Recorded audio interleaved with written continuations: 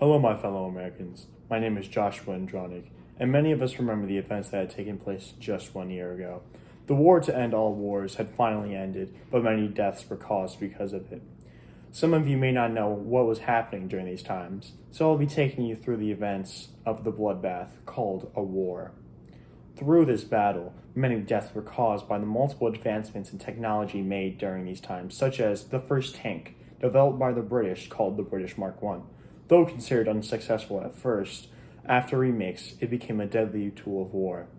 Another very deadly tool was called chemical warfare, first implemented by the Germans. They had used chlorine gas against the French and Canadians during the Second Battle of Ypres.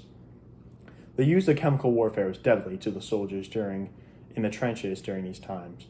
The trenches were a horrible place to be, and many of them had developed something called trench foot, which is a condition developed after hours of standing in wet, muddy trenches where dead tissue would spread across the foot and sometimes require amputation to be made.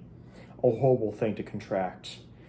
A quote that best describes the times was spoken by a French officer, Paul Troffet, on March 5th, 1917.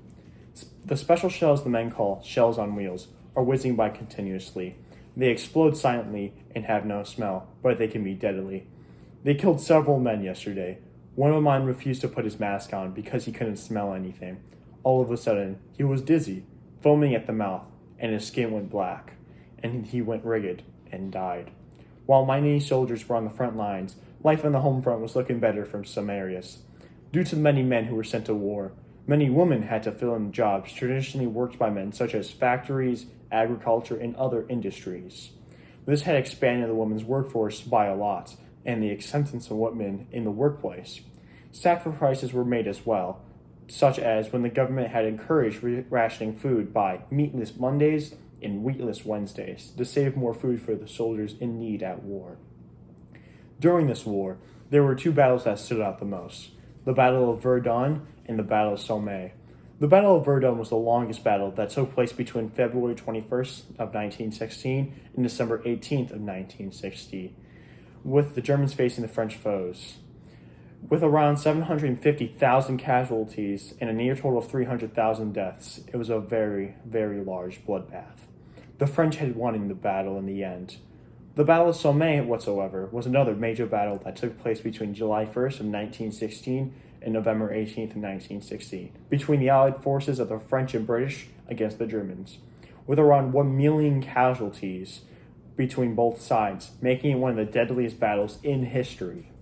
It was about a 4-month deadlock from a horrible trench battle, and the Allied forces had eventually won with the Germans withdrawing from battle. Luckily, the war was able to end due to the Treaty of Versailles, which was heavily pushed by our president, Wilson, which was able to finally end the war and was signed on June 28, 1919.